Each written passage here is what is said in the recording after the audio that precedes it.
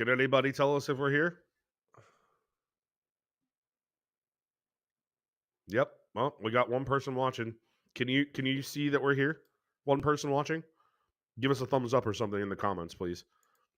Having a bit of technical difficulties. Just want to make sure that everything is top notch for you guys. No? All right. Well, let's just pretend like we're doing it. So realization today, since it was opening week for the NFL, we are not on Rumble. It looks like. So it looks like the key got destroyed whenever whatever. Doesn't matter. Yeah. So watching the NFL, right? Opening week. And I was having this realization as I was watching it. My son was obviously watching with me. And he had plenty of questions. He doesn't really understand the game that well. Still learning.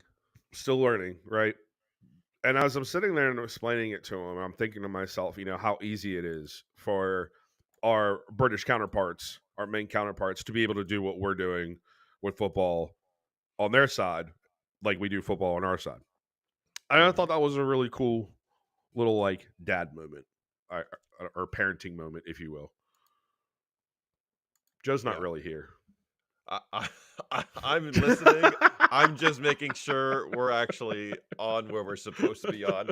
I just got confirmation and saw that we are broadcasting on X for sure and on YouTube. So Okay, cool. So we're here. So I was guess with totally. that, Oh my god. I guess with that, welcome to the Snobby Boys.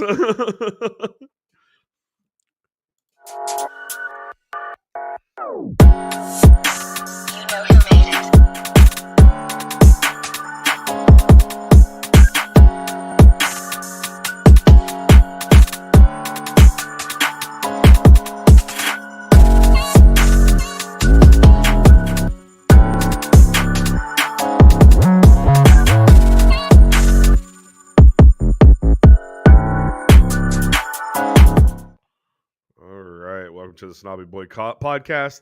My name is Colby. That's my boy Joe over there.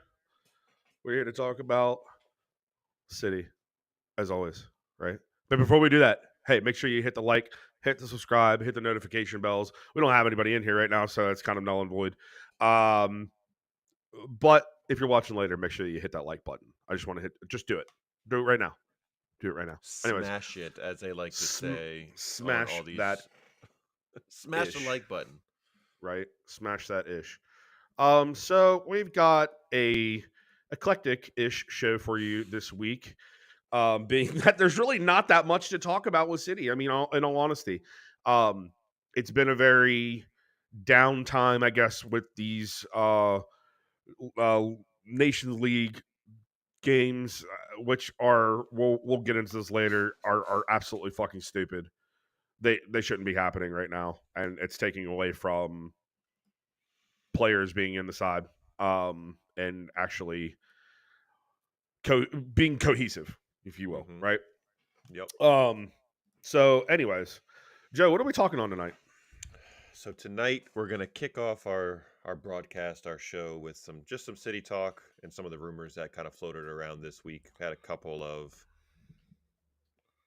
items that popped during the week and mostly yesterday. So we're gonna do a little bit of City talk, do a quick international roundup with our City players, with the team players that have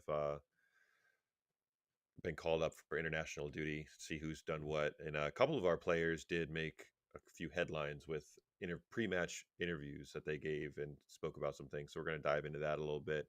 And then last but not least, we're going to just do a little bit of bro talk. We're going to chat between you and I, kind of invite y'all into us as people instead of just the talking heads talking about City, and get to know us a little bit better with some fun debatable questions that I have for the two of us to talk through. So I'm for it. That's the rundown for tonight. So a little City talk, international roundup of these Nations League matchups with City players, and then some Joe and Colby time just to chat and talk before we hop off later on this evening. So, or late nights, depending if you're across the pond, Yeah. or maybe morning Okay. time. Maybe you're catching us on the rewatch tomorrow morning. So hopefully you're doing that. And if so, make sure you share. Yeah, share Make it. sure you share it. Okay, do it. Share our content. It's really not that hard. You just press So that one button. it's real simple. It takes a second of your time, but it makes a big difference for us. So we appreciate it if you do so. Mhm. And we appreciate you being So here. absolutely. Um, so big thing, biggest rumor that kind of popped up. Of course, international break is prime time for rumor mill to rear its ugly head again. The big one, player wise for us this break was Kovacic. Of course, he's doing really well. First three matches for City, filling in for Rodri, and then like clockwork, Like fucking clockwork. Saudi is coming calling, and Ronaldo allegedly wants him back because he played with him so long ago, briefly at Real Madrid, and they're willing to offer him a huge salary to come play. Um, saw that one, and then shortly, Not for me, like, mate. then not no, and then shortly thereafter, saw allegedly he is considering his future at City because Gundo has arrived and is playing the same position as him. Okay. Okay. So we put in here double eye roll for that, right? Yes. I need to know the source. I need to know the sources of these things because this has become so incredibly important. And I don't think people realize it when they just start spouting shit off for fucking clicks. You're giving something air that doesn't have any weight to it. So this is rinse and repeat shit every year. Anytime there's a break, somebody's moving, and it's always one of our players, isn't it? Well, I find that funny because, especially considering what you were saying about the same position thing, I don't see that happening with between them in the locker room and him being all huff. Oh no, I want to go to another club because you're going to take my time. No, that's not what the fuck's going on. Kola knows why he was brought in. Gundo knows why he was brought in. They are patchwork players for us at this point. That's literally just what it is. And you have to be okay with that, understanding that you're going to probably get a mixture of playing the six, playing the eight, even dabbling a little bit on the seven side if need be. But I digress. I think that this is just hogwash. I think this is people just stirring the pot to stir it, as we see every year. I don't think there's any weight to it whatsoever. I think it's just bullshit because people need clicks. And the fucked up thing is, what I was kind of saying too, is I hate seeing city pages that latch onto it and don't try to debunk it or or have a different opinion and instead just do what City Extra does or whomever. No, dude, stop that. It doesn't really equate for good conversation because all you're talking like this is like gospel, and it's not. Nobody has made any substantial claims. Nobody in the club has come out and said anything like. Anyways, It's a lot of the same that happened over the summertime with Eddie and Kevin allegedly being linked to Saudi and heavily being linked, and everybody talking like it was done deal. They were out the door. They weren't coming back. And then this reminds me of that situation, extreme, like this, very much the same. And this happens all the time. I want to say one of the ones I saw it was a Spanish outlet, which is again not surprising because that's where a lot of the right? false rumors start coming out is through those clubs. City's done incredibly well those first three matches, and Kova himself has performed super admirably. And anytime a player's doing that and City's doing as well as they are, this immediately that whoever that player is immediately targeted with um, these rumors to try to debunk and or derail City and cause drama. So it's you can totally tell what is happening with this. Um, and I totally agree with you too with like the big city pages just copy pasting pretty much the Literally. same And there's some of them headline that for the aren't even that post. big. There's some of them that aren't that big. They're just doing what everybody else does, and it's like, Yeah. How about we look at the source of this and say, you know what, this is probably bullshit, and let's just call it what it is and say that is bullshit instead of reporting that yeah, whatever this person has said is potentially happening, and just yeah. Just let's because call City it out. X just because City Extra put it out doesn't mean it's fucking, again, like I said, gospel. It's not. These aren't the Ten Commandments. They aren't written in stone. Like it's and people get on that shit, and it's just like, for what? Hmm. What do you get out of this by being a parrot? Yeah. And I So mean, that's what it is. source matters, folks, and Source fucking matters. it's. I wish more folks would have either taken that in high school and or whatever continuing education they did further, where they were taught how to vet a source and say, is this a credible outlet, site, website, whatever it might be, instead of just saying, "Oh, I saw it on X, I saw it on Instagram, so it must be true." Yeah, It's got a little blue check mark next to it, so it must the be true. person's it's got to be true. Use some critical thinking, and and Common sense and critical thinking are not common things in this world. So let's just. I think for some that's probably asking too much. this is this is probably true. Um, so Kova got linked, and then I think something else that might have popped this week, if I'm not mistaken, was Hey, Beva, what's up, what bro? up? Going on, bro? Welcome. Thank you for staying up late with Yeah, us, because I know yeah. it's late over there. Thanks. Yeah, I'd be asleep, bro. No doubt about it. Um, I think it came out that Real Madrid is looking for. Hey, right back at you, dude. You Right too, back sir. at you. Rodri is wanted by Real Madrid, and they're going to make Oh, a big play for him next summer. We've fuck heard that before, off. didn't we? Where they were Oh coming my after god. Holland next summer. That never happened. Rinse and fucking repeat. More bullshit. Rodri ain't going anywhere. He's not No, certainly not going to Madrid. no. So let's What space is there for him in Madrid right now? they Let's be have real. an abundance of midfielders. Exactly. Like, and they range literally from like 15, 16 years old to Luka Modric. Mm-hmm. Like, I that they're just. I think that might be the reason why they're trying to say that Rodri's going to come in because he can fill in Luka's role. But like, is he really going to fall? No, he's not. No. Why would you want to do that? You're gonna sacrifice what you have here for what glory? Because at this point, according to everybody now, we our Champions League rivals are Real Madrid, and I can kind of see that. Mm-hmm. They're just that team that's always going to be there. It's kind of like for us, it's like watching March Madness, and you can almost expect like UNC, Duke, Marquette, uh, any of them Kansas. to get to Kansas to get to the Sweet 16. You can just count on them to be there, and they'll probably end up playing each other at some point. Yep. I think that's really just kind of the same sentiment. Like it's not. I'm not going to consider them a rival, especially when they're in another league. Like they're just there are. They're not even the kryptonite wouldn't even be the fucking proper word for that either. Like They beat us, we beat them. It's like right, that's it's just a back they're and the forth fucking thing. us and them are the two favorites for the Champions League every year at this point, and Right. we'll see what happens in whenever we match up, be that a semi, a quarter, or a final. But we beat them, they beaten us. It's gone back and forth the past 3 years. So, Big facts. but because he's Spanish and they're the big club in Spain, of course they're gonna want him. But no, Of course. he ain't going nowhere, folks. So Of let's course. not feed into that any more Pump the than already brakes.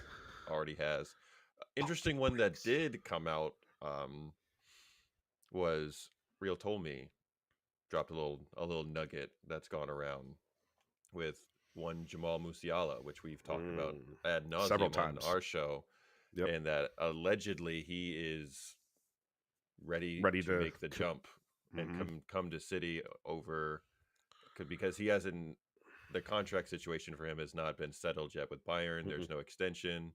So Mm-hmm. there's the longer that goes along without any extension being signed, the better it is for us because eventually we're going to need someone to come in to replace Kev and Yep. Bernie in the middle. We have Phil there, obviously. Somebody we will talk about a little bit later in our international roundup could fill that role as well. Mm-hmm. But we're going to need some reinforcements when Gundo's gone again and hopefully moving into the coaching ranks with us. Kev will be gone and Bernie's getting up there. So man, like that when he when we talked about sources earlier, that's a credible one right there. So the fact that he came out and said that Hmm. it's trending that direction, I think you can take that there is some, where there's There's smoke, some there's weight to it. fire with that one. So there's Yep. some truth to it and validity. Whether it happens, because there's still plenty of time, he could very well still He can re up sign an and extension. at any point and be Yeah. happy with it. So, but I do think that one is worth keeping an eye on, because he would be That's like we somebody talked we about. could really use for the future. Like, and especially you said with Kevin Burney. I mean, Bernie's going to be around for a little bit longer. Kevin's not. Yeah, Kevin's doing really good for early on in the season. I won't give him any slag as of yet, but he's not exactly Kevin of 3 years ago. So, can he put the ball on a dime? Probably still. Yes, absolutely. Is his reaction times a little bit slower? Yeah. Yeah, a little bit. that happens to Uh everybody as you get into your mid 30s. So exactly. And to bring somebody in like Jamal or yeah, Jerome Jamal. Jamal. Yep, God bless it. you I said it keep right the first time. Don't second guess yourself. right. Jamal Musiala, his ability to keep the ball in the box is bar none the best and I've said this before, bar none the best that you'll see in any of the major leagues as far as like just on the ball skills. He just So we need technical. him. We need him. He would do fantastic if he can. I mean, especially working with Doku, Savino, Phil. Holland, Phil, Oh, Jack, and that's something we're oh. going to get into later about where Jack was playing for England uh, this past weekend because that's something I banged on a Hmm. bunch of times. And Going back to yeah, last season too. yeah, Like, yeah. and there are receipts. You can go back and check out our old There shows. are It's all there. there are Um, 100% receipts for that. so the last little piece of city talk and rumors for this segment of the show was, supposedly Sheikh has told Khaldun, whatever it takes, do it to get Pep extended beyond 2025. What that extension might mean, could it be a year, could it be 2 years, 4 years, whatever. But it seems like, um, if ownership gives the green light, they're going to probably make something happen. As long as Pep wants to continue, because everybody's Yeah, always said, as long as both sides are happy, we'll keep going. You know what I yeah, mean? So, but when it comes out that Shake is out here telling Khaldun to do whatever it takes to keep him, that's a good sign. That's great always a time. good sign. And I think they've been all pretty consistent about this topic, that come winter time is when everybody's going to kind of sit down and make a decision on what they're going to do moving forward, because I don't think Pep wants to leave the club in a pinch where they're not don't have a time to like Mm. create a plan for his successor or start reaching out to other managers. Well, it's funny So you said that because I did read something earlier today about that. If there was a case in which Pep decided he did not want to extend and wanted to move on, that there is a chest that they're working on for the successor to be able to use going forward so they can continue being able to buy top flight players.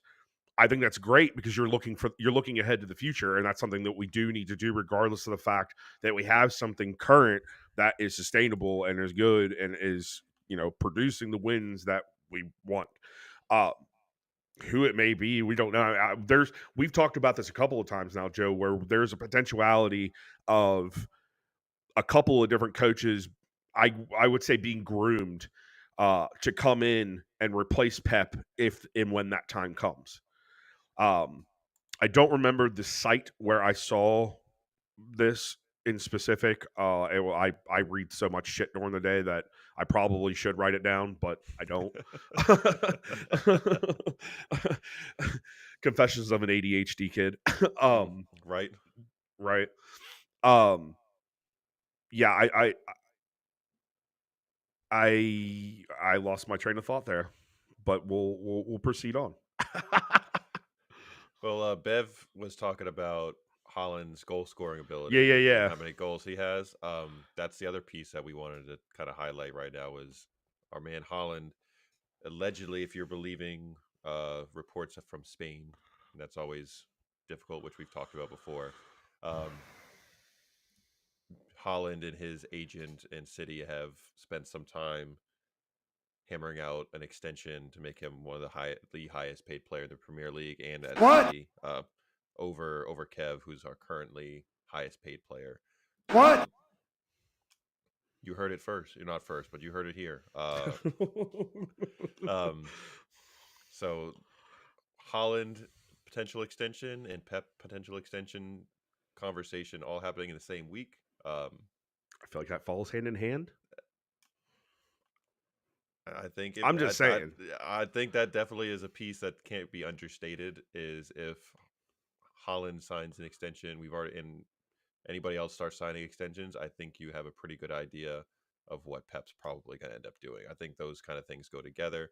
I don't think if Pep leaves at the end of this year and says he's ready to take a break, I don't think you're going to see a mass exodus of players either. So those extensions will probably still No. happen and come through. Because Pep is a massive reason to why we've had so much success, but it's not just him, it's the players, it's the entire structure that Khaldun has built within the club as to why Yeah. we've been as successful as we have been because we've won so much with Pep. Excuse me. We were successful before him. We won Premier League titles. We were starting to make, advancements into the Champions League a little deeper without him. So we've been successful before, but obviously he's elevated us to a different standard.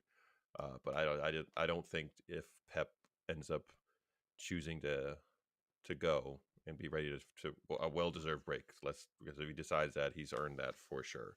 Mhm. I don't think we're gonna see all the players leave and we have to totally rebuild the squad and all that kind of thing. So the players love being at the club Mhm. because of how they're being treated by Pep and all of the front office staff, the backroom staff. The Mhm. family atmosphere there is palpable when you're watching all the documentaries that are out there and Yep. interviews and just seeing how the guys are with each other and everybody in the backroom staff. So it's not going to be a mass exodus or anything like that afterwards. I don't see that happening at all. No. And all those guys in the locker room, man, they all just, from our perspective, at least mine, and watching all the documentaries and stuff, they're all good friends. Hmm. It's really hard to disband good friends, especially they work so well together and they've accomplished so much together. Like it's hard to just say, oh well, we got a new coach now, so I'm gonna fuck off somewhere else now. I just that doesn't feel right. Just doesn't feel right. I don't know the exact expression I'm looking for here, but it just doesn't feel Hmm. right. Yeah. Let's scoot it along a little bit more. Let's jump into some international roundup. Yeah.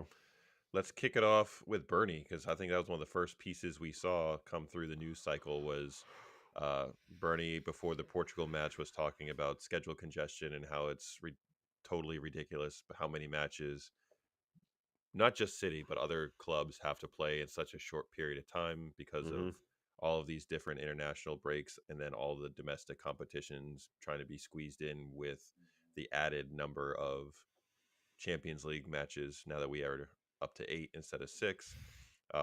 So clearly, I think Kevin commented on it too. Um, Yes, he did.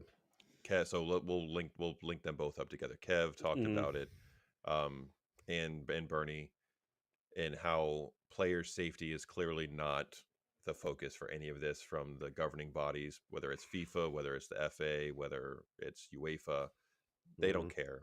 It's it's what Colby just did. I It's all just about the watched dollar Money. signs, dude. I just watched the Money Manziel documentary on Netflix. So this was like totally exactly what I was thinking when you Yeah, did that. So it's it's all about the about the cheddar. money. Yeah, and the fact that money is put on the. I mean, in a world, in a world of greed, um, money is always going to be the driving force on anything. Um, I think that there is a better way of doing it. There has to be. There's always an option to change things. These nation league matches, most of the players will literally tell you these are just glorified friendlies. They are meaningless. They don't do anything, and especially with, like, if you look at England. By the way, England looked fantastic against Ireland. But you're putting a team that has the caliber of players that England has down into a Group B with the caliber of players of Ireland and Scotland and other. I won't say lesser because that's probably rude for some people or whatever. But like it's the kind of the truth. Um, I don't really think that it's fair to those flights of teams where you have somebody like an England squad that looked very well put together, um, be able to basically just drive them into the ground. And for England, it means nothing, but for Ireland, it's their pride. I mean, you just, just like it was like putting them in a mortar and pestle bowl and just started grinding on it. You know what I mean? Like, yeah, yeah, exactly. Like, it's very unfair in my opinion. But all in the same, I mean, for Ireland, that it could have been a when we talk about our kids playing up on like our playing teams up, like it typically I feel like you're gaining experience out of that is what I'm getting at. Hmm. You are getting something valuable out of that because you're going up against the best. But all in the same, like, what's it really doing for players' careers, especially if they're going into club play? You just demoralized fucking 11 players. Now they're going to go back to their club and they're going to perform like shit. Hmm. I don't see the sense in it. I think there's a better way. The it's just another It's way a money because grab. it's That's all it 100% is. because It's just a money grab. the CONCACAF does it too. They created the Nations League because Yeah. they wanted that the reasoning they gave was there's not enough matches that are meaningful on the calendar. So we need to have this Nations League tournament that has a trophy at the end of it to make these matches meaningful. So the players will care more about them, and um, the fans will get a better experience and all that kind of shit. So Yeah. that's not what it is about. It's you're Mm-mm. now instead of an international friendly, it's a Nations League match, which means you can probably charge a little bit more. You're gonna get for a ticket, and you're gonna get a little bit more from the broadcasters because it's not just a friendly. It's a cup tie. That's important. No, Make sure you put the no. quotations in. Air quotes for those listening. If you're on Spotify or Apple Podcasts or whatever, A lot of air we're quotes going on right now. we're air quoting that right now because it's nonsense. It's absolute nonsense. And for the players piece, man, like I I I I talked to you about this like last week, 2 weeks ago when my older daughter Jordan had a match, and she played 4 matches in like 24 hours, and between two on a Saturday, two on a Sunday, and I think they got maybe 35, 40 minutes in between matches to rest. And That's again, not air enough. quoting, It's not it's enough. it, it, it's for young kids that's not enough. And then when you're Nope. asking these players, uh professionals who are playing it at the most elite level and the intensity level is so much, to play 60 to 70 matches over a period of time for the calendar year, like that's in every 3 days, that's not enough time to recover.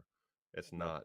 And clearly, since they're continuing to add more games, it's exactly what's happening or has happened in the past with the NFL. They keep adding more games to the slate and to the schedule.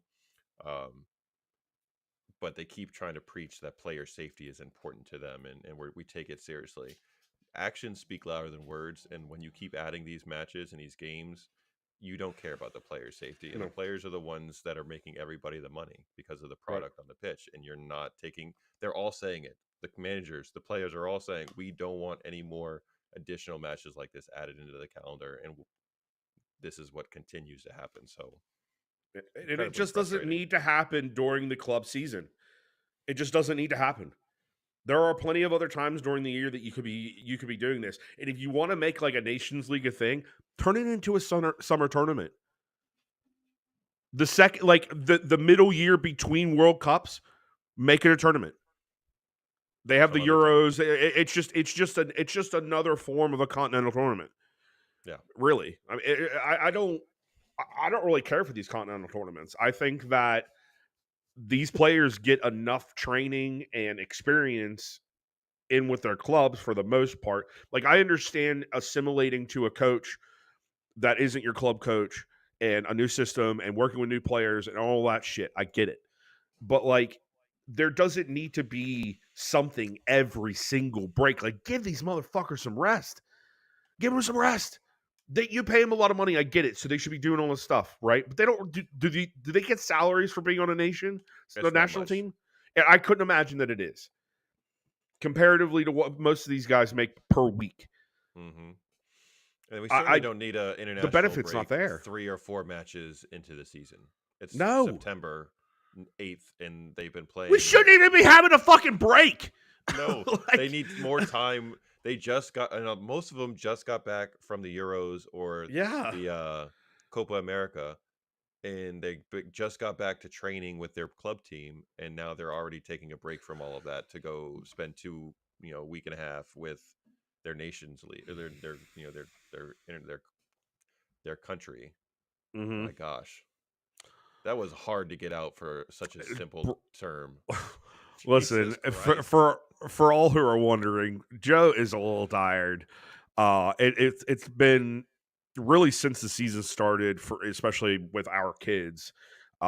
It's kind of been a nonstop of traveling and stuff like that. So you're not getting our best, unfortunately, because we're a little bit tired. I mean, I'm more refreshed.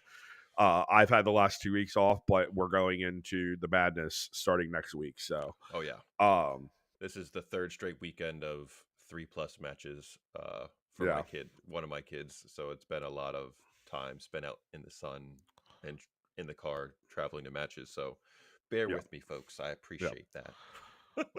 In lieu of that, let's split this up a little bit. We're about a half hour in. We're going to go into international break matches. Players, excuse me, Yeah. players that have been out on international duty. We're going to talk a little bit about them, and then we're going to get into some boy talk. And then we're also going to be incorporating the comments. So for the 15 of you that are in here right now, 16 now, hit those comments. Make sure you hit the like and make sure you hit the subscribe button too. That would really help us. But we'll be right back in 30 seconds.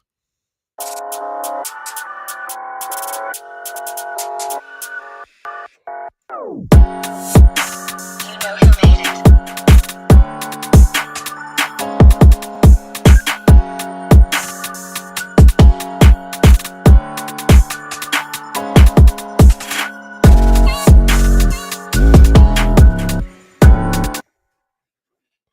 Damn it. I didn't fix that again. I didn't fix the music on it. I fucked up. That's Oh, okay. well. Listen, That's at least we okay. do all of our own shit. We'll get Yes. into the reasoning behind that statement here in a little bit because we heard a little birdie had some fucking shit to say about the dawn of the city Hmm. community. So we'll get to that here in a little bit. But Joe, go on with the international stuff. We'll talk a little Since bit about we that. were we mentioned him already, Kevin has some choice words for player safety for FIFA and not, you know, appreciating the schedule congestion. Uh that man was balling for Belgium. He put 2 goals past them. Bowling. He was smashing it. Him and Doku played really well for Belgium. I didn't get a chance to watch because I was not on the pitch, but with the daughters, but Kev was doing his thing and continued his stretch of good form from club and carrying it into the Nations League match with Belgium. So good on you, Kev. Love that you're continuing that sparkling run of form. Let's Mm, keep that going. Um, so the big one, we'll save that one. We'll save the England talk for last, and for last. just Cool. we'll kind of run down some of our other players. Pretty much everybody that went out for us. Mine is Rico didn't get a chance to feature yet, Nope. He was on but the bench. Nunes. Ake started for Netherlands. Holland was in for Norway. Um, and we had a question there. I think someone asked Yes. why Norway aren't better. Why haven't they been able to? progress because they have the likes of Holland and they have the likes of Odegaard. Martin Odegaard, Oscar Bob. Granted, he's out right now. Hmm. Yeah, there's a bunch of players that are on that team, and it should be a competitive team. And it's not to say that they're not. It's there are better nations out there that are a little bit more solid in terms of position, like people in positions. Ask me a Nordic defender. Tell me, tell me when. I don't know. I don't know. I can name you midfielders. I can name you a forward, but that's really it. And that's I think that's a lot of the reason why they're not as good at the international level is because they really only have an attack, and those attacking pieces don't necessarily work that well together. Like I don't believe, in my humble opinion, that Martin Odegaard and Holland work simultaneously together. Like they're not in sync when they're on the pitch. One wants to do his thing, the other wants to do his thing. Now Bob and Holland, they have the connection because they're on the same club. They're from the same nation, Hmm. right? Um, I think on the overall though, for that question, it's just a simple fact they don't have a complete team. They just don't. Not enough depth. They No, got two really high level talents and a up and coming one that's going to join them soon. But I think you're spot on with Odegaard and Holland not necessarily meshing well. no, Odegaard's there's no a talented synchronicities there. midfield. He's a talented Sure, midfielder, but if you look at Arsenal, they don't really have a striker. They haven't had a striker in a while. So Odegaard, as well as he's Kai played for Havertz is not a Arsenal, striker. no, he doesn't know how to play with a real number nine because he No. hasn't had to with Arsenal because when before that it was Gabby Jesus and he's not really the same player, nor is he really a striker in my opinion. He hasn't been able to Mm-hmm. lock down a starting number nine role with any club that he's been on. Even though he's Yep. done well at times, he's just not a true number nine in my opinion. Yep. Um, so I don't think Odegaard really knows how to work well with Holland and the type of forward he is and knows how to get him the ball in the places that he needs to.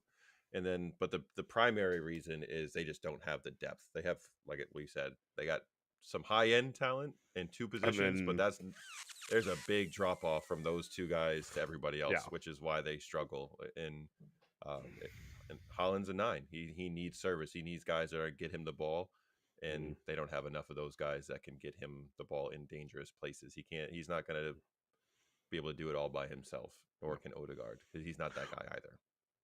Wouldn't it be awesome, but also a travesty at the same time if let's just say Harry Kane hangs up his boots internationally, and Holland was like, "There's a spot open.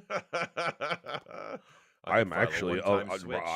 exactly. I got my one time switch. That's where I'm going, bro. That would be a lights out fucking team, man. Holy shit. Bukayo Saka, Jack Grealish, Erling Holland, Phil Foden. That's just Be four a pieces in the front. wi- Holy shit. if you get fucking get a proper manager in there, and that's a Yeah. fucking Hey, squad right there. listen, we'll get to it in a little bit, but Carsley didn't do that bad. Like he actually had some like flares of pep in his tactics, which I Hmm. appreciated. So, but we'll get to that later. We'll get to that Yep. later. So, like we said, Ake again doing his thing with Netherlands. He's become a staple starter in the back line, whether at center back or out wide at left back. Love seeing him out there continuing to do his thing and being an important part of that club or that Hmm. country. Uh, Croatia got into the mix today. Joshko and Kova, per usual, in their usual locations, starting and doing their thing for Croatia. Um, for Portugal versus Scotland, we had Ruben and Bernie per usual again. Most of our guys, this is what they do when they get out to their country. They have their Hmm. spots and their regular starters for those teams.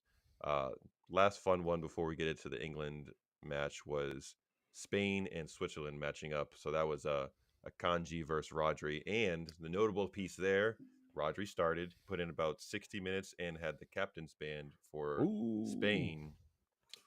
They won 4-1, but Rodri's first field minutes since the Euros. So getting him out there bodes well for us coming back next weekend.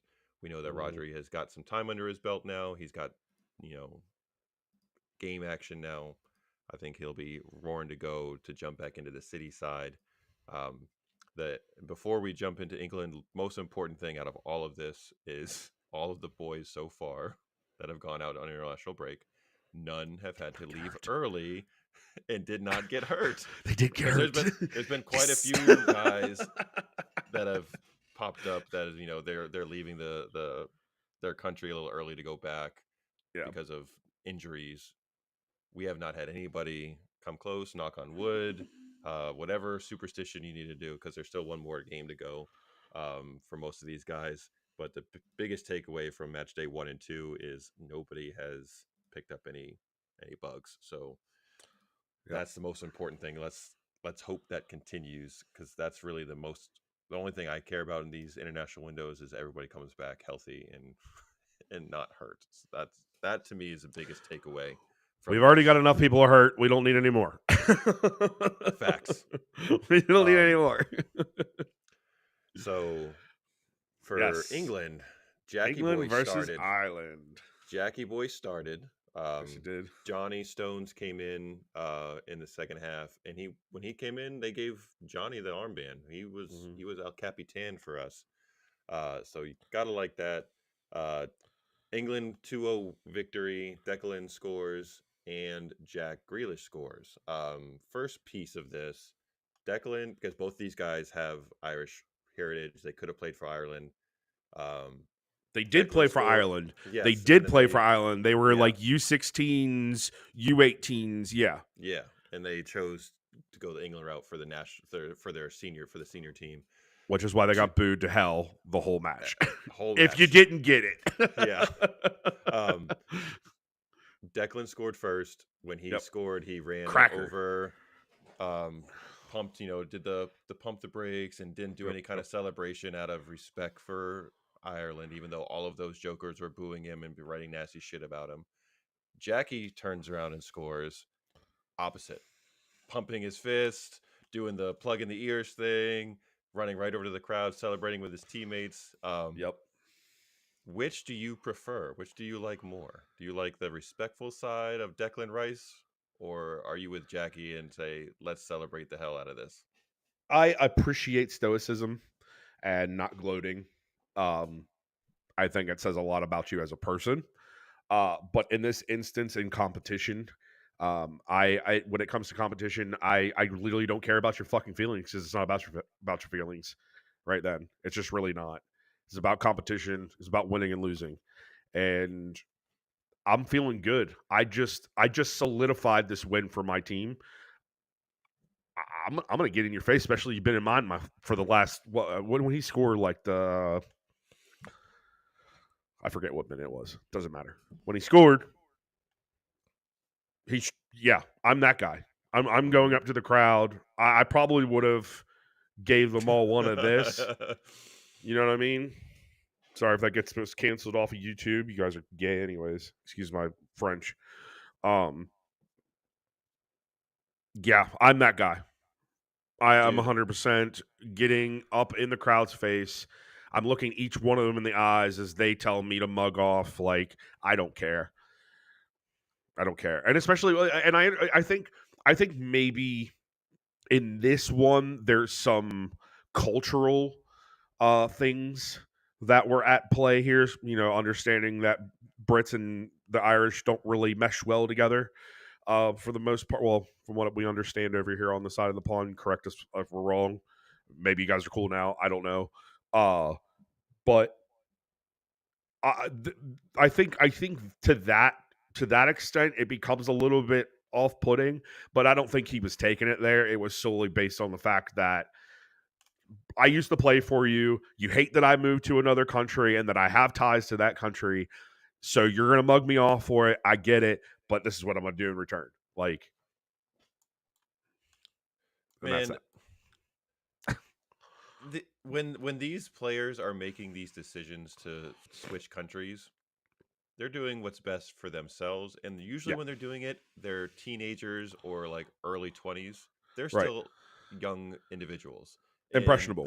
yes, and the amount of hate and slander and shit that they take from the country that they chose to leave to go join another one, to me warrants as much celebrating as you want. I don't have to be respectful. I don't have to do like the I'm not doing the celebrate. I'm just gonna hug my teammates. That's it. No. If you want to go fucking pump your fist, if you want to do whatever you decide to do, I think it's fine because the like I said, the amount of shit that you're taking from for making it a business decision Mm, for what's best for you as like a 17, 18-year old should not be mhm, getting shit from other grown adults. You're not in their shoes. You don't know the backstory. You don't know why they made the decision that they did. mhm, So if you want to celebrate, if you want to plug your ears, if you want to fist pump, if you want to jump on the stand on the little like sign thing and do whatever, go for it to me yeah. because those people don't give a shit about you because they're throwing all kinds of shit at you. You don't have to worry about their feelings one bit.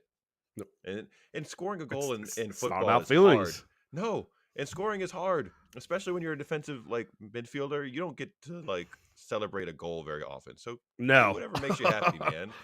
Oh, yeah. So He it's Deck difficult. Deck probably could have went like no holds barred if he really wanted to. I mean that, but I think that maybe that's just Deck's Yeah, that's the mentality. I next mean, piece. I don't think he has he's that not a in him. gloater. No, Yeah, I don't think we've he's a seen gloater. he's for all intents and purposes, he seems like a genuinely nice person. So I just Right. don't think that's his personality to go like celebrate like Jack did, which is totally Mm-mm. fine. Again, if that's how you want to celebrate it, no problems whatsoever. Me, I'm probably not doing that. I'm probably being a jerk and kind of rubbing it in people's faces. I was known to do that a little bit when I was in my basketball You playing little youth. shithouser, you. 100%. 100%. Um so that was one piece of the England match that we wanted to talk about. Second piece was Mm-hmm. where Jack started. Jack was not Mm-hmm. starting out on the wing, was he, Colby? No, he wasn't. And some of y'all been acting brand new to the fact that this man's natural position is midfield.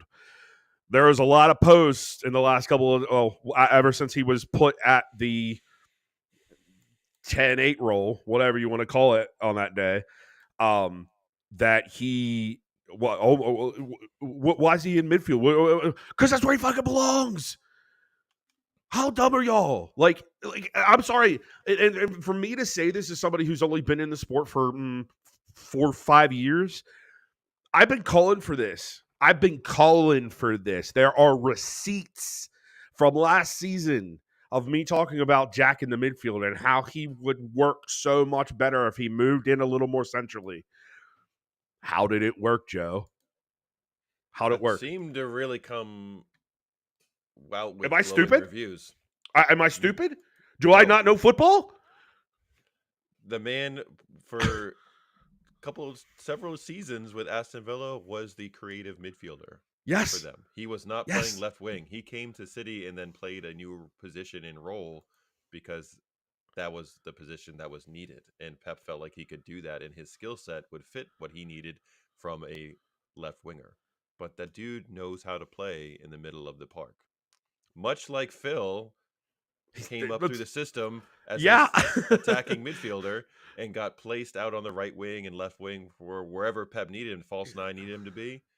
And people were like, "Well, could Phil do that role?" Yes, because guess what? That was his position. He's not a winger. He's a attacking midfielder who's doing a role for the club Right. so he can get on the pitch because he's one of the best players, and Pep is trying to find ways to get his best people on the pitch.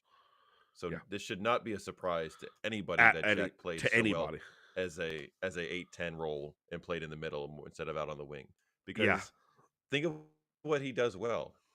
He holds the ball up, he takes people on, and he finds and creates space for other people. That's exactly what you're looking for from an attacking midfielder. And not, it just happens that he's able to do it out wide. So everything he does well translates because that's where he used to fucking play. Yeah, This is dude. not new. Yeah. Let's just everybody's got to stop acting brand new because you're making me feel superior and I shouldn't feel that way at all. And I don't feel superior. Let's be very clear. I don't feel superior to anybody in the community, but I find it rather worrisome when the dumb American is making these observations a year before they're all coming into play. let's think about strategy here. Let's look at our players a little bit deeper than just, this is where they've been playing for this amount of time for this person. Like, that doesn't mean fuck all. I mean, for Christ's sake, you can push a midfielder back to the defense if they're being shit, right? That's usually what happens. You're not doing so well, I'm going to put you on the back line. It's the same concept. You're just moving a guy forward because he actually knows how to attack players. He knows how to draw in 2-3 defenders at a time and create space on the left or right side of them. It's just like, you got to use your noggins, guys. It's not that hard. It's just not that hard, and it's not that deep. And I said this last week, and I'll say it again, and I'll continue to say it. I feel like there are some whom are a little too close to the news and all the shit, because sometimes the things that come out of certain mouths, people that I like highly respect, and I'm like, what are you fucking talking about? Like, anyways, moving on. Yeah, Jack belongs there. Jack would do well there. I think once we get both pieces back, as far as Bob and Savino goes, there is a world that we haven't even explored yet now, and that has been shown, thank you to the England national team, to expose, or not expose, but to exploit Jack's talents in that position and be able to work multiple people. Who's to say we don't have Kev? What are we going to do then? Mm-hmm. You know what I'm saying? Jack's a good fill-in for that. Absolutely. Especially with all the young talent we have at winger now. We got tons of. That's what I'm saying. We got Doku, Bob, and Savino all out wide to rotate through. Got options. Got so many options. And you got Pep, the best manager in the world and in history, being the one to sort it out. Yep. I like that. That's a good thing. Very much the same. So why don't we transition out of international roundup and let's do some boy talk and some bro talk, but let's kick it off with some drama mama that. Oh my god, yes. Let's start with that before we jump into some other stuff. Some content creator drama between the red side and the blue side of Manchester. Let's fucking go. So yeah, guys, I don't know if you saw this morning, Big Steve, was it this morning? Yesterday morning, Big Steve sent out a TikTok basically confronting what Mark Goldbridge or Trent, whatever the fuck his real name is, because his name isn't Mark Goldbridge. He is, he's using a fake name so people don't fucking show up at his house and tell him he's a douchebag, because that's what he is. So he took some shots at Steve, basically saying that he didn't know who the fuck he was. I'm going to actually play these clips for you guys so you can kind of gauge it for yourself. But how should I play this? Should I play this Mark first and then Steve? Let's go that way. So let's see what Trent Douche Bigelow had to say about Big Steve. Gone for big games, says Akil. Big Steve says you've never been to Old Trafford, says Dex. I don't know who these people are. Yes, you do. I don't know who they are. I mean, I don't want to be offensive, but I don't know who these people are. You're a moron. I presume they're bandwagon jumping content creators who followed far off the mark architects of this space, like Robbie and me and Brian, and you've invited him to your show before, buddy. Fan content creator like I was, but I don't know who it is, mate. So, go and tell him I don't know who he is, and then he can gob off about me again, can't he? And he can say I don't go to Old Trafford and stuff like that. I mean, because you don't. You're at home during the matches. We all see that. We clearly see that you don't go to fucking Old Trafford. You idiot. Let's see what Steve had to say. Morning, people. So just woke up. People tagging me in a video of Mark Goldbridge, or should we say Brent, saying that I don't even know who Big Steve is. Well, he's telling lies a bit there, because over a year ago in Dublin, he did a live show and he got a full production team to cut a video up of Big Steve, or Little Steve, or whatever he wants to say, and put it on his show. So he's telling lies again. But at the end of the day, Mark, or Brent, or whatever you're called. We are different. One of us goes to games week in, week out, has done for 30 years, supports the club financially, emotionally, puts his club money back in the club. Another one of us sits at home, hides in his bedroom, under a fake name, and basically profits out of your club being shit. So we are different. And then another thing on the video he said was, I don't look down. I know you don't look down, Mark, because Manchester City are above you, mate, and we have been for years, so keep looking up. But what I would like to say is, if you ever want to debate Man City, Man United, face-to-face for charity, we can do that. On one condition, though. It's at Old Trafford, because after the slaughter you, in the debate, I'm going to pay for you to go in the museum and have a look round and see the Premier League trophy, because you've not seen it for years. So if you've got the balls, Brent, Mark, whatever your name is, that's fine. But don't tell lies to the followers, say you don't know who Big Steve is, because you clearly do. But keep doing your thing, keep profiting off the club, declining and that, and don't let me ever end up like Brent, sat in his bedroom, enticing super chats off people. Big respect, Brent. Keep it up, son, and grow a pair of balls, get out of the bedroom, and let's do it.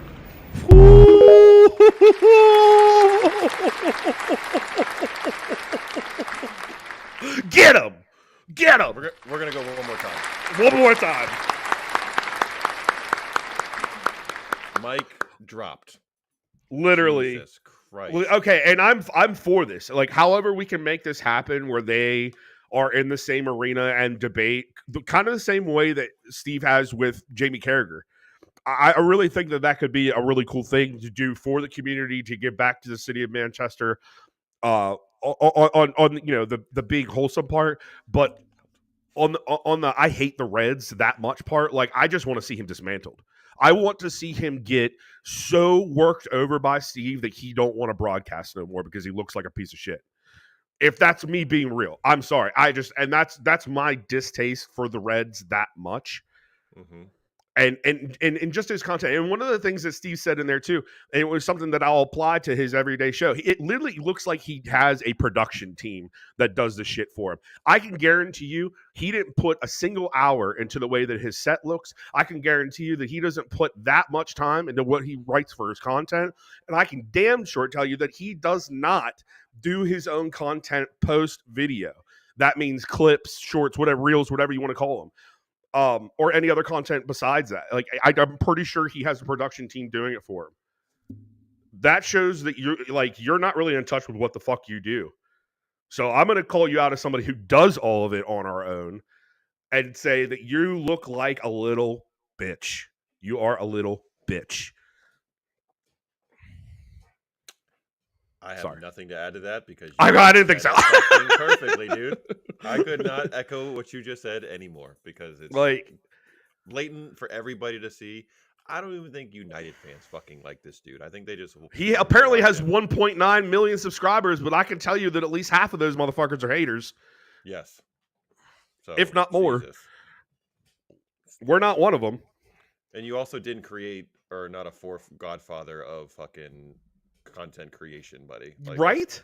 Get your head out of your who are you? Ego out of your head and out of your ass. Yeah, because that's literally talking right out your ass.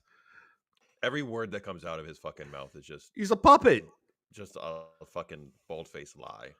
And there's like like Steve said, he's got fucking receipts for days.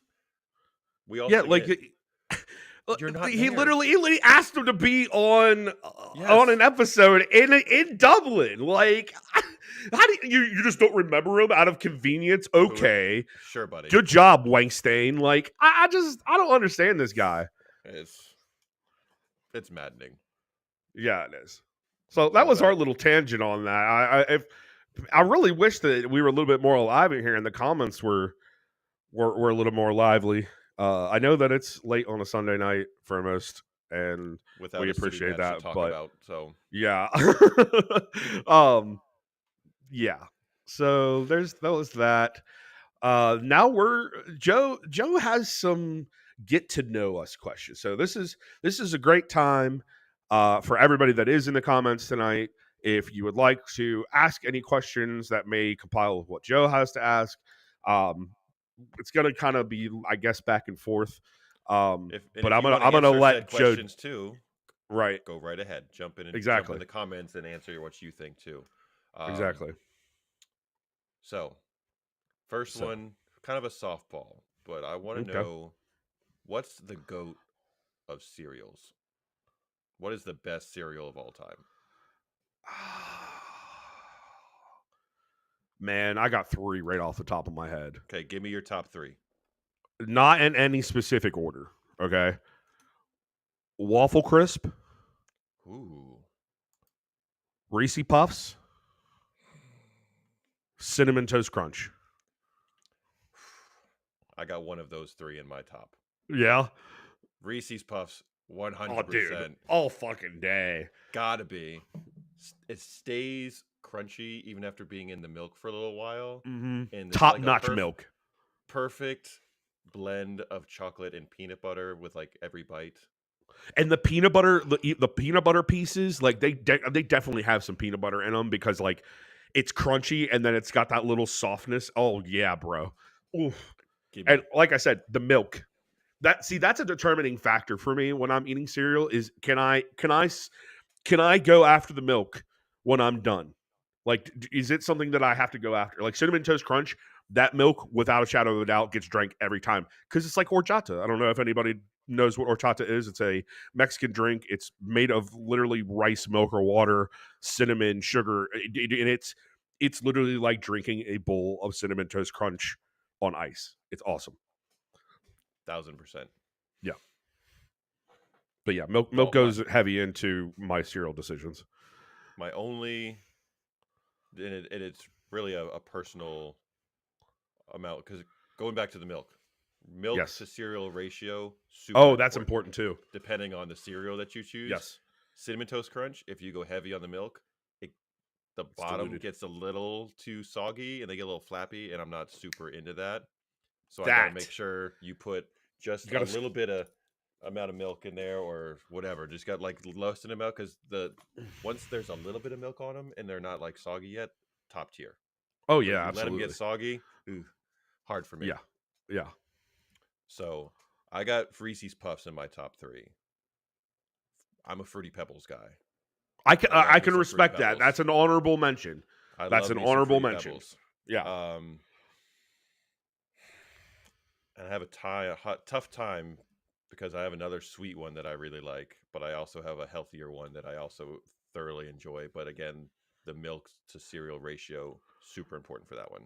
So Honey Bunches of Oats, big fan. Not mad at that one either. But if like same thing, you can't put too much milk because otherwise the last bits of it start getting too, It's always the cornflake ones that get soft the first. Yes. That gets soft. And I'm totally with you. It pisses me off because then I feel like I have to rush through it, and then I'm like, all I'm doing is gnawing on fucking granola, basically. Yes.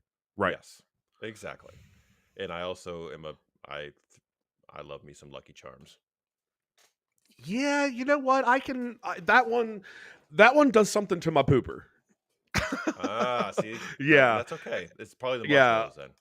No, it's actually the reverse. It's the whatever the content of those weird cardboard tasting pieces that they put in there. Laxative has to happen. Let me make an amendment to that piece. The marshmallows in Lucky Charms are top tier. Absolutely. They have to sit in the milk for at least like 30 seconds before they're like actually edible. Otherwise, you're chewing into hard dust. Yes. Yes. And back in the day, kid me was 100% just going for the marshmallows and then like getting rid of the rest of the charms or the lucky charms. Right. So how do you let me ask you this one real quick. So this just come off the top of my head because this is one that was like a staple in between me and my cousin Jason.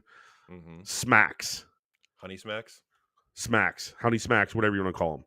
What is your opinion? I got down on some Honey Smacks back in the day. Dude. That's a good cereal.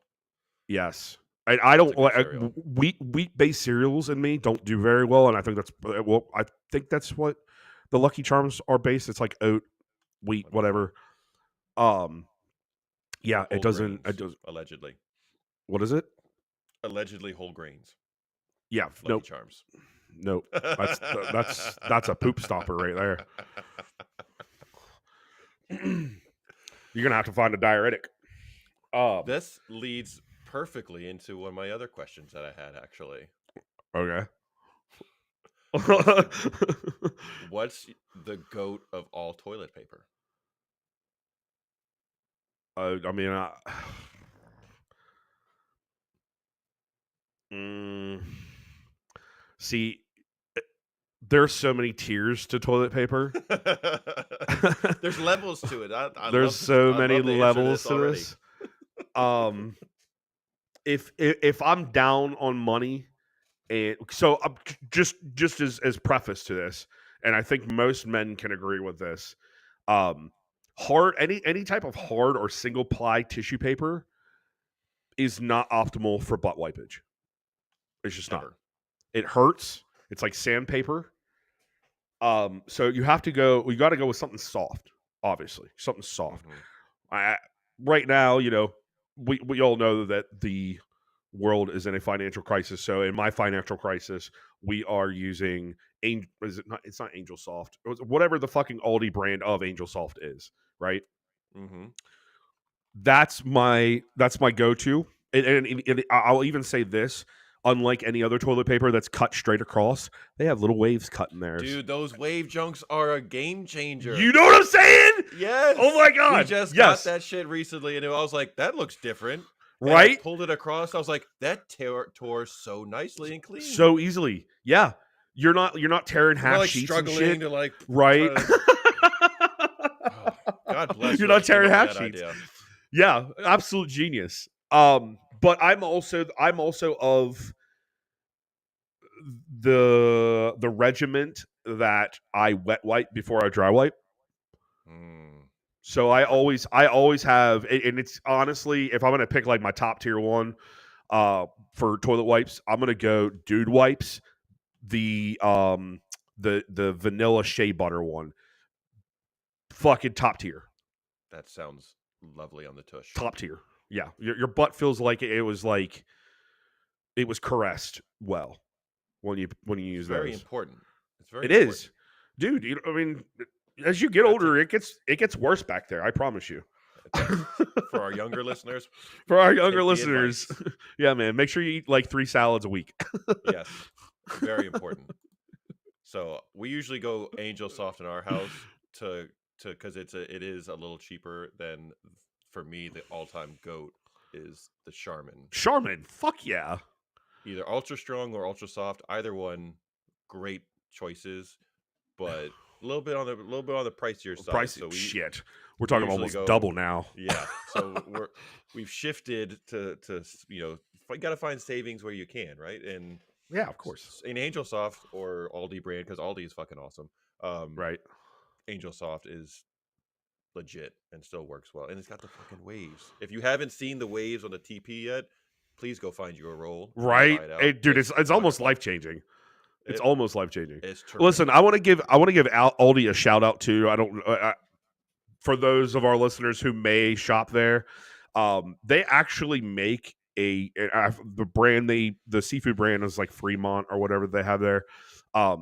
They make a banging British fish and chips box meal, and I'm not like a fan of frozen meals. I actually despise them, but like I desperately wanted fish and chips one time and couldn't think of going anywhere and getting them. We actually have a British place here in my town, but the people that had owned it previously, it wasn't so good anymore. So I just stopped going and didn't think about fish and chips there. But anyways, if you go to Aldi and you find it, because I haven't been able to find it in like the last 8 months, but if you can find it on your shelves, go get it. It's worth it, 100%. And make your own tartar sauce if you know how to do that. If you don't and you would like a tartar sauce recipe, I've got one for you. Just get in the DMs. Shoot us a DM. Right. Any of our socials. We will see it. And we'll get it to Colby, and he'll hook you up. Yeah, dude. It's very simple. Yeah.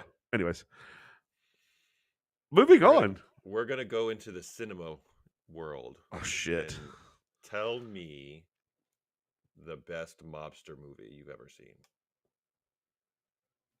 That's not fair. You know that's not fair. You know that's not fair because I'm fucking I'm part Italian. That's not fair. Best mobster movie. Well, okay. When we're talking about mob movies, are we talking about like La Cosa Nostra, like real like Italian gangs, or are we talking like the mob, or are we talking about just like drug gang whatever movies? More mob style, not necessarily Okay. gangs. Okay. I The Godfather has to sit on top for obvious reasons. I don't know, man. Like there's okay, my ultimate favorite, if I'm being real, and nobody's gonna find this anywhere. It was on HBO. I remember that much. It was on HBO. The lead character, he's been in all kinds of fucking movies, especially mob movies. The lead character was Armand Desant, and he played John Gotti in an HBO original movie about John Gotti's life. That's probably my favorite of all time mob movies, just because it's like it's real. Mm-hmm. And you get to know John Gotti and like his major happenings in the 70s. Yep. But if I'm gonna go like fictional, Mm-hmm. Probably Goodfellas. Dude, Probably Goodfellas. That's right where I have a healthy appreciation of The Godfather and all the sequels. Yeah. For sure. Yeah. But from like they all happened well before we were Right. you know. So for me, like Goodfellas is it is because I And watch dude, that one more often. It's classic Ray Liotta. Like that was like it was honestly that's one of my favorite roles. Hit that role. I like that role. And the reason why I asked if you were like edging on like the drug cartel type stuff is I was gonna say Blow, because he's also in it. He plays George Young, who's played by Johnny Depp. He plays his father, and that's actually a real story for those who don't know. If you've never seen the movie Blow, that is based on a true story. And fun little tidbit on that is that Johnny Depp, once George Young got out of prison, once he served his last sentence, Johnny Depp paid his entire restitution, which that was awesome. Yeah, because he got to spend his time with him and play the character, and yeah. But yeah, Goodfellas is top tier. agreed. And on the I guess biographical with piece, like the actual true story kind of deal. Yeah. More recent one that I absolutely love and I've watched so many times is American Gangster with Denzel. Oh yeah, that's and yeah. And Russell Crowe. Yep. Was playing Frank Lucas. I Top notch movie. Thoroughly enjoyed that movie too. That was worth the almost 3 hours. Yes, Yeah. That's all these mob movies are all 2.5, super 3 fucking hours. long. They're so long. So there's a lot to fit in there, man. They did a lot of shit. Exactly. They did a lot of shit. Most of these storylines are very complex, so there's a lot of storytelling you got to do, and you can't just cut certain shit out. So, yep. But I will sit down and enjoy a good mob movie. That is for sure. Can I tell you the worst one that I've seen? Absolutely. Let's go. Okay. On that. So I'm gonna flip this all on its head. It's about the same person. It was John Travolta's version of Gotti. Now I liked the story because it felt a little bit more real. Like you felt like you were outside of the three walls, right? Whereas in the Armand Desant of the HBO original version, it felt more like a fictional story. You know what I mean? It felt like but there was also the way that movies were directed in the 90s versus directed nowadays. Yeah, big difference. Massive difference. Yeah, but honestly, John Travolta playing John Gotti, that like offended me a little bit. I'm not gonna lie. Rotten Tomatoes is not a fan of the one that you're talking about as well. So I think the John Travolta one. Yeah. Oh my god, dude! It gets crushed. So It's awful. And it's the overproduction of the New York gangs or mobster like accent. He does it so good that he does it bad. Do you get what I'm saying? mm-hmm. Yep. Like, it doesn't feel authentic. It feels fabricated. And you know John Travolta doesn't really talk like that. You know what I mean? He's like the new age Yes. Fonz. So Yes. it's really hard to look at him and hear that accent and really take him seriously. Can I read you one of the reviews on Rotten Please. Tomatoes? Please. I'm going to give you two of them because they're both good. One, a comically terrible imitation of a biopic directed by Oh my Kevin God. Connolly with all the flair and nuance of a movie within a movie on Entourage. And then another one, listen to me and listen to me good. You're never going to see another guy like me if you live to be 5,000. Travolta's Teflon Don boasts in the final scene. With any luck, we'll never see another mob movie misfire like this either. Oh my God, I hope not. I hope I'm- not. oh That is such a stain on my fucking family heritage. Like, don't disrespect. let's not do that again. Yeah, seriously. Let's not do that again. Disrespect. Surprised the Colombo family didn't come out and fucking murk them all. Hey, we're gonna switch gears to clothing. Clothing, all right. Which Bit of a sports fashionista. brand? Which sports brand of clothes do you prefer? Are you a Nike, Adidas, Puma, Under Armour? Which of the big sports brands do you prefer to wear and rock? I'm gonna catch so much heat for my answer. I'm gonna catch so much heat. So one thing that I have learned in the last 5 years is brand loyalty, especially to our brothers and sisters across the pond. Mm-hmm. I got into a very deep talk with a buddy of mine over there, Jack Waters. He's a Chelsea. We brought him on Mm-hmm. with Zach, right? Me and him got Yep. into a long debate about brands, especially within the football realm. And he was very adamant that he was a pro Nike guy. And I was like, well, it's funny because that's Chelsea's sponsor. So would it be somebody else? You know what I mean? For Right. me growing up, means were not abundant. Mm-hmm. Therefore, Gabriel Brothers became a frequent stop when it came to clothing. For those of you who do not know what Gabriel Brothers is, it is a secondhand store. They basically they bring in any of the mishaps or overstock on a clothing brand, and they're usually second or third tier. So growing up, that was where we went. And funny enough, they actually started bringing higher end brands in. That was something that I've always been a bit of a hoity-toity when it comes to clothing. I've always had a sense for high fashion, even though I don't dress that way. I never had a sports loyal brand ever. But as I stand now, being in the sport, having tried on several different tracksuits from several different brands, Mm-hmm. I like the feel and fit of Adidas. I like the I like the thicker material that Puma provides, especially with their sweatpants. But then I also like the dry wicking technology of Nike and Puma.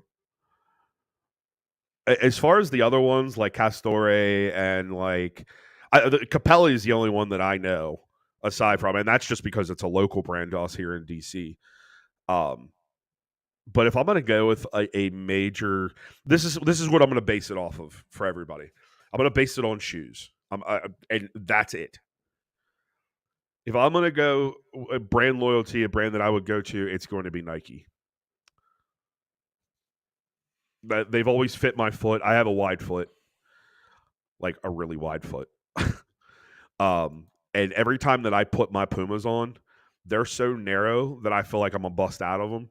Mm-hmm. There was one time I was running and my socks were a little slippy on the whatever sole they have inside of the shoe, Yep. and I felt like I was gonna bust out of the front of the shoe.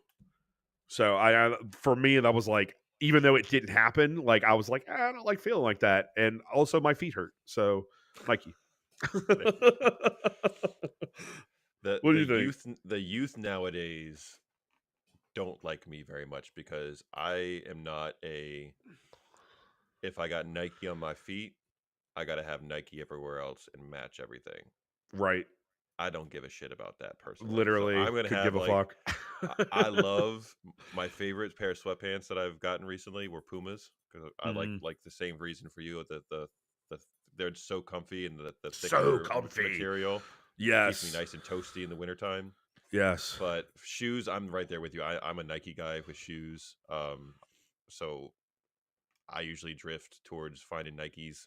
I have a lot of Under Armour because locally there was a Under Armour outlet within like 5 minutes of my house because Right. it's a Baltimore thing, and I got Yeah. a lot of high quality stuff for cheap. And they at the time when it was still open, I was still teaching, and they gave like a 20% off discount for like teachers too. So I was getting like the 30-40% off price on then hmm an additional 20 off. So Oh shit.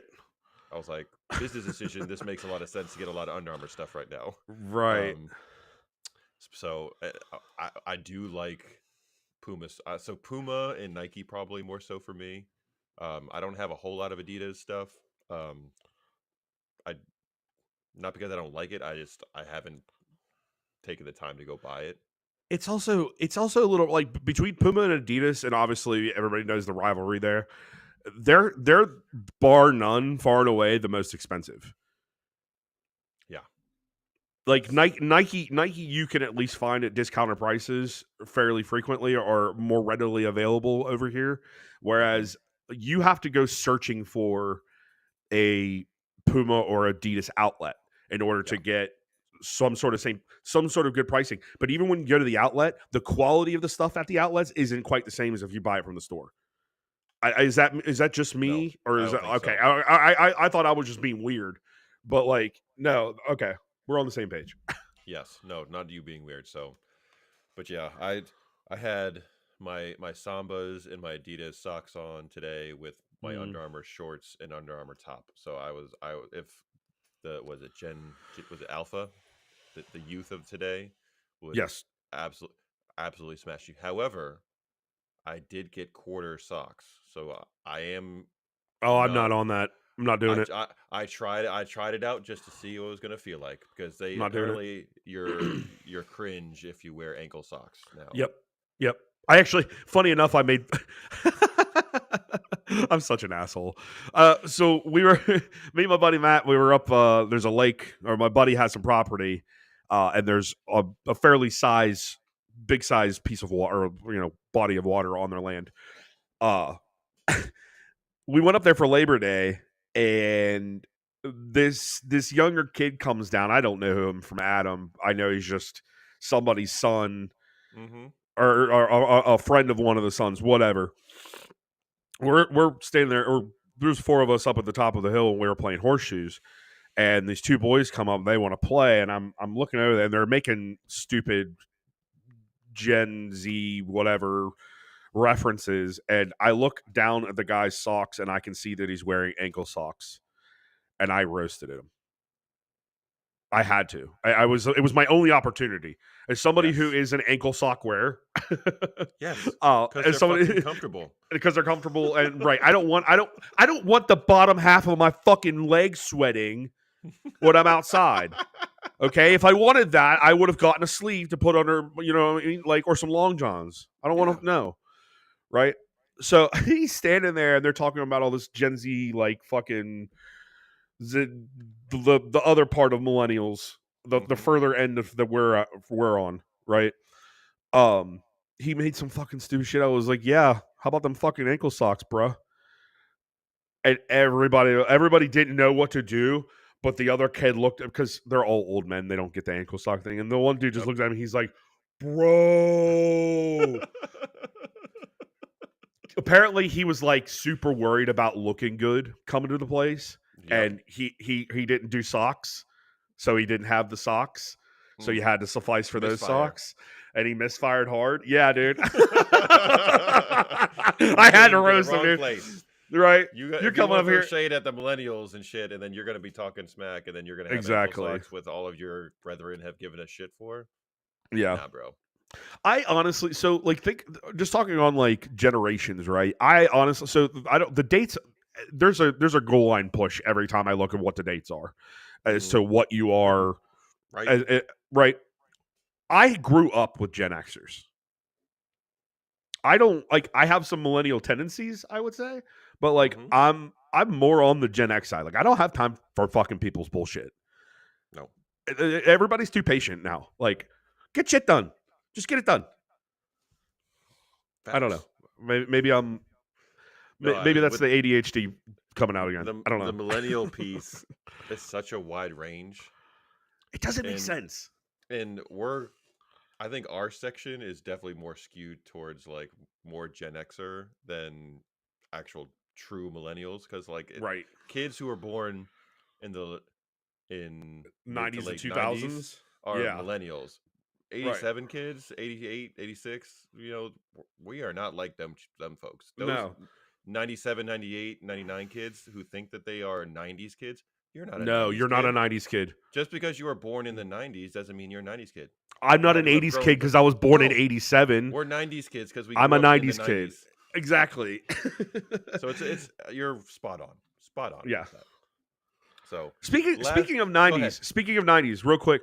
Did we do this last week? Because we were talking about Oasis, right? Yes.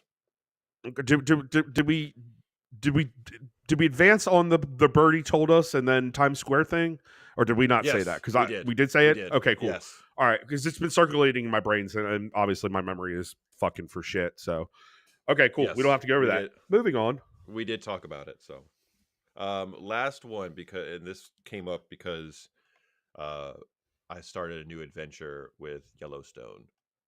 Yes. Have gotten into Yes. this. Give me like top 2, top 3 favorite all-time TV shows. Any genre, doesn't matter. Give me some shows that you're really into. I'm gonna give you the ones that I rewatch because that will tell you. That will tell you the ones that I like the most, probably. I think and yes. The more you rewatch a show, I think that tells you that's your faves. I think if if you feel compelled to go back and rewatch a show, then you obviously liked it a lot more than what you thought, right? And had an impact on you. Exactly. If I don't go back to a show, like I usually try to push it to the farthest realms of my mind because it obviously held no weight. Dexter goes as number 1. That's such a good show. Right? Dexter definitely goes number 1. Number 2, that's a split for me. As far as rewatches go, it would probably be between Ozark and Entourage as my most rewatched show.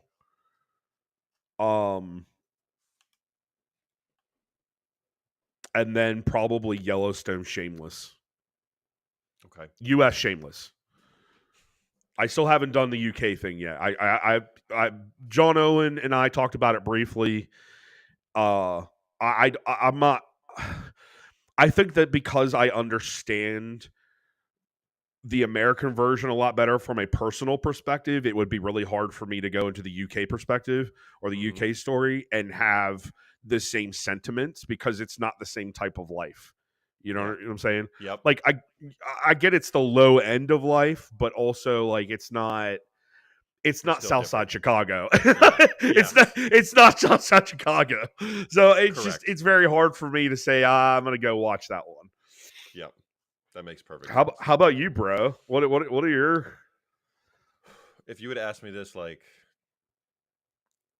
6-7 years ago, I would probably give you a different set of 3, but I've expanded what I watch more.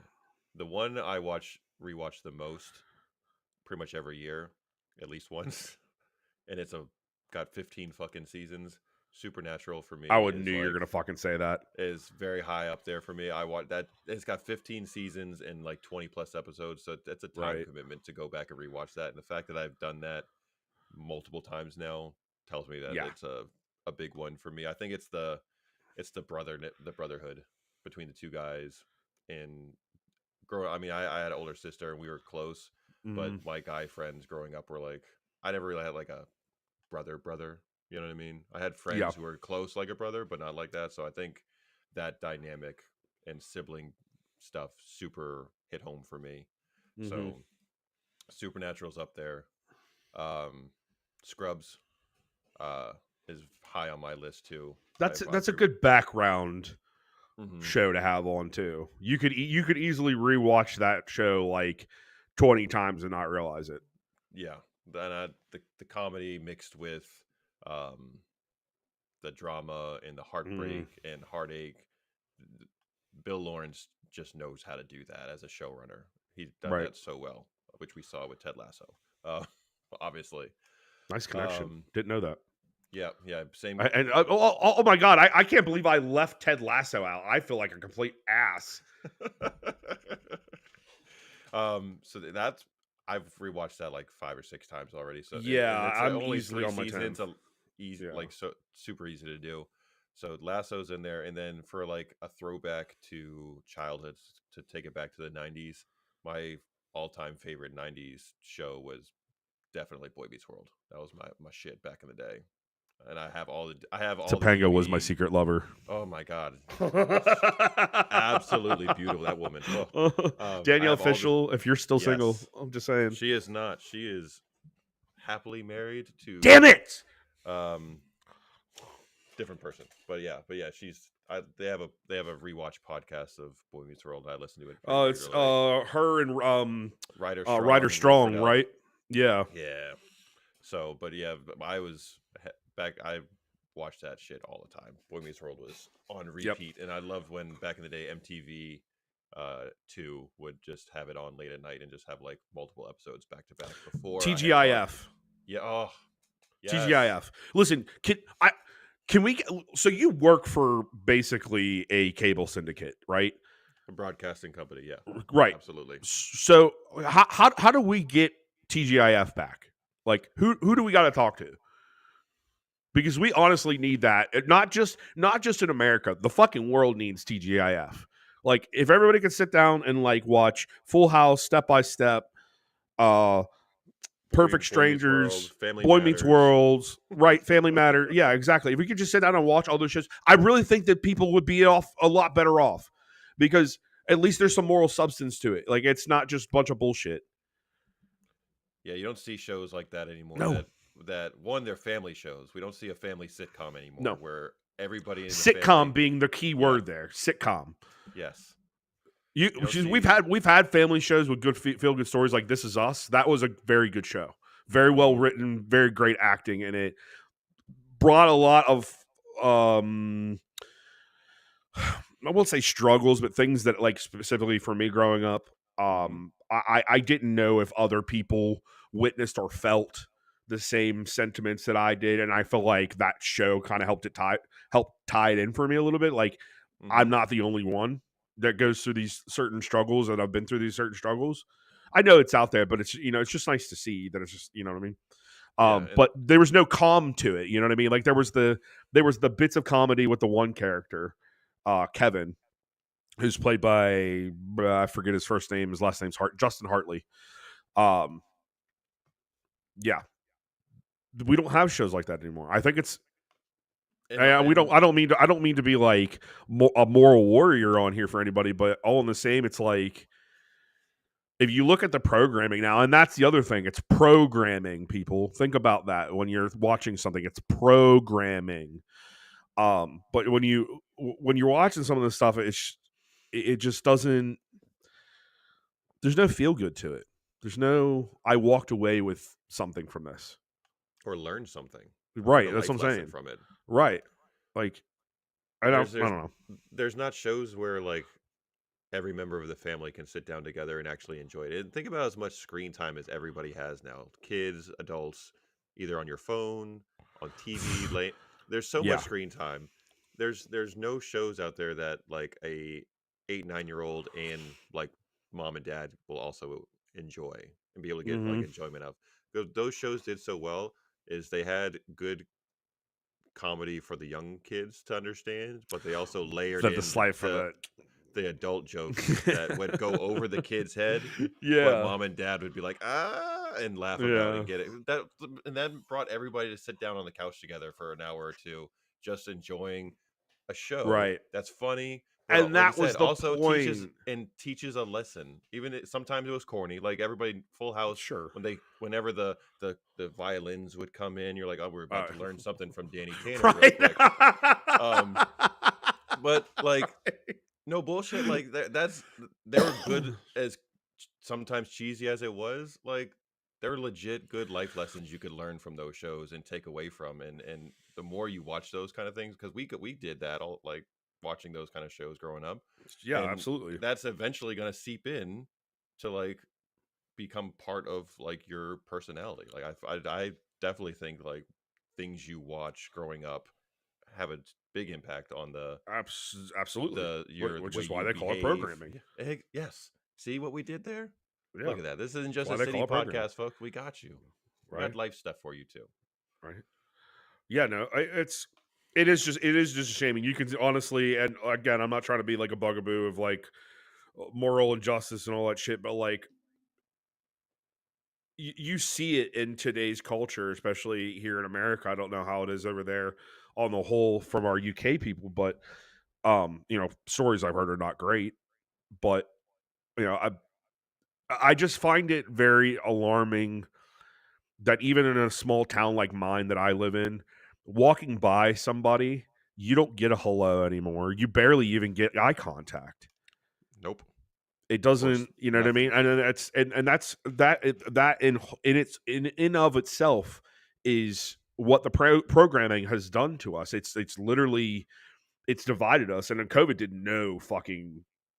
It helped nobody. Being socially awkward is the norm, and I that scares me.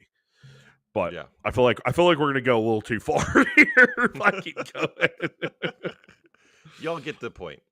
You But get we the wanted point. to take some time to take a step back from city and just kind of Yep. talk some fun shit and let you guys get to know us a little bit more as just people and enjoy. So For sure.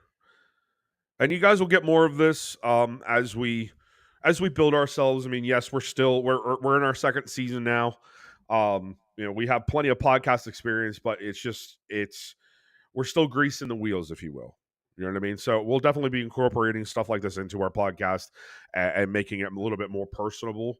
I feel like a lot of the different podcasts they kind of just spit shit at you, and it's your choice to do whatever you will with it. Where I kind of feel like having these tangents and stuff like that, it really helps show that we're not just faces on a screen. We are human beings, and we do have thoughts, feelings, emotions, and different perspectives on the world, and it's all fine and good. absolutely. Yep. Hey, I know that guy. I know that guy. Cheers to you, mate. Thanks for showing up tonight. Super late for you guys now. Right? Almost 2:00 in the morning. Yeah. Appreciate you staying on here with us. That's top tier move right there. And Bevo being up late to stay on and say what's up. That was top tier. I love it. Joe, do you have anything else? Man. That's all you got? Yeah. All right. Well, I'm gonna wrap this up here for everybody. Want to thank everybody, all of our subscribers, near and far, for hanging out with us. You could have been anywhere else in the world, but you're here with us. We also don't want to forget our loyal fans. You've been here from the start. We love it. We love you. We appreciate you. Before we go, make sure you hit the like, make sure you hit the subscribe, and also we've been banging on the Snobby store. You see it in the right-hand corner, right? Well, these are your last hours to get 15% off the store, and this is all front print shirts and mugs. 15% off of all that merchandise. When midnight hits here in the United States, that deal is over, and it will not be coming back for a very, very long time. So make sure that you get in the store now, get yours. I know it's only a couple of dollars off, but if anything, it helps with shipping. That's the way I look at it. There you go. Yep. Let's see what else. What do I have on my thing? I got there. Oh yeah, the code. Yeah, you got to know what the code is, right? It's Snobby AF. SNOBBY Make sure that you put that in at checkout. Let's see what else. So we got this little teleprompter thing now. I don't have to like look away from the screen, but it doesn't really do me any fucking justice. It jumps around too much for us. It does. It'll like random. It literally is possessed. I swear. I had to like change it 3 or 4 times during the show. So you saw my face make like an awkward. I made an awkward face out of nowhere. That was probably what was happening. 100%. It does not go unnoticed, guys. Sharing our content, it helps build our community. It helps us grow. It's not a lot. We're not asking you to spend anything. It's free. You just press a button for us. Tell people that you like it. Share the little clips that we put out.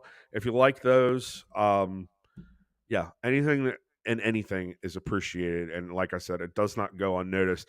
If you were here last week, we proved that by we're sending over our buddy John, who has been here since day one, has loved our content, has shared our content, has talked to us about our content. We sent him a shirt. And we'll continue to keep doing that as we see people wanting us to grow. So if you want to be one of those people, do the work, you'll get the reward.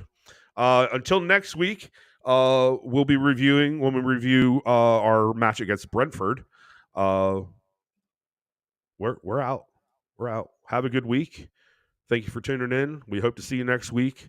Before we go, we're actually not going to be on Sunday. We are going to be on this Saturday instead. Our schedules just happen to work that way. So we will be doing a immediate review of the Brentford match. So be there or be square. That's all I got to say. You big L7 weenies. I'm going to leave you. That will forever be a top tier reference. Forever and ever and ever and ever. Oh my gosh. In lieu of the table, I'm going to leave you with this chant as we leave you guys. Meine Cup, Man United. Meine Cup, by Sea. Meine Cup, Man United. It's getting bigger Every time we play. Meine Cup, Man United.